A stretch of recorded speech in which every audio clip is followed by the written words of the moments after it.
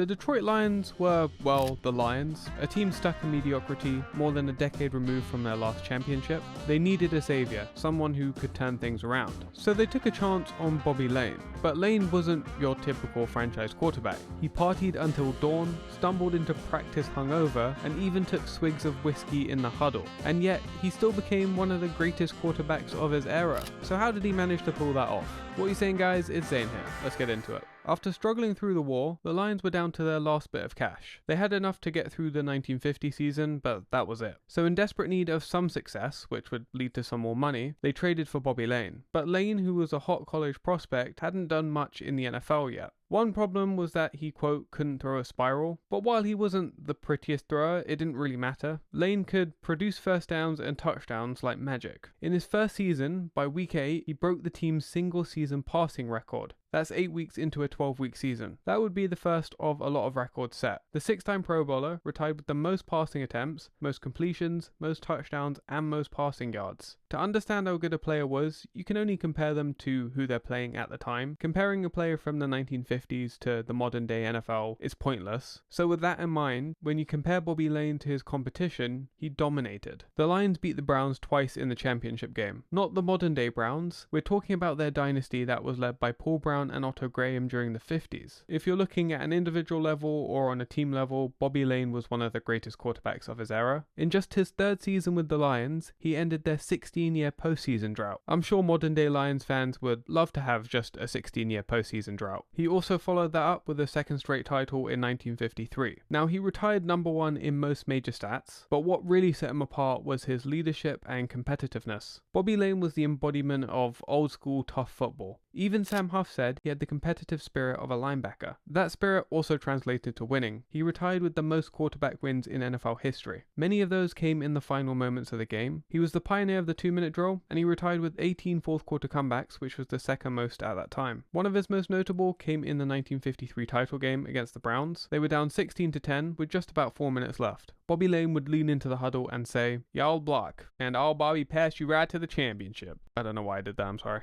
He delivered on that promise. 80 yards in just 2 minutes, capped off with a 33-yard touchdown pass to give them a 17-16 win and back-to-back titles. But what was more impressive than the stats or the comebacks was how he balanced it with his off-field antics. In those huddles, like in that 1953 title game, teammates would smell strong odors. One time we passed him at halftime, coming out for the second half in Baltimore.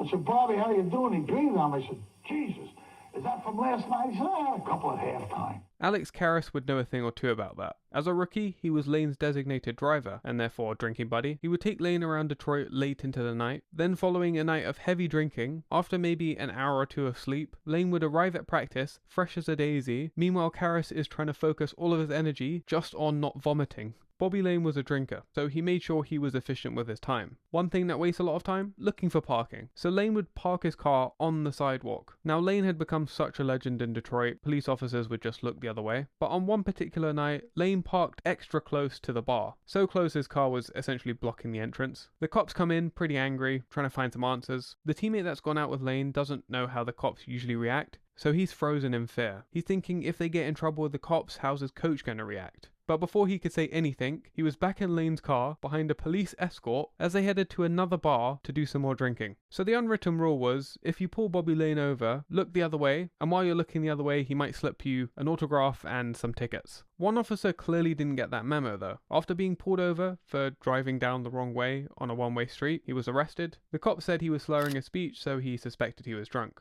In court, Bobby Layne's defense was, "I'm from Texas, Your Honor, that's just how we talk." Case dismissed. Of course, there's only one way he could celebrate. Such behavior was tolerated by the team because he always delivered on game day. His own coach bailed him out at 4 a.m. after that arrest. But after back-to-back NFL titles, the Lions were blasted by the Browns as they attempted the three-peat. In his defense, Layne had a very good explanation. "I slept too much last night." Yes, while the modern quarterback takes their ice baths, their saunas, vitamins, whatever they do, Layne had a different strategy. Hit the town just a few hours before the game. One of the best examples of that was the night of December 12th, 1958. The Steelers were playing the Cardinals the following afternoon. In that case, Bobby Layne needs to get a quick pre-game partying in, which lasted until 3 a.m. He would turn up to the game that afternoon, on virtually no sleep, throw for over 400 yards, which was then the 6th most yards in a single game. Meanwhile, his teammates' heads were pounding. His ability to play so well, despite all the drinking, became NFL lore. And with these stories, the truth can often be stretched, but in Layne's case, it's clear most of it is true.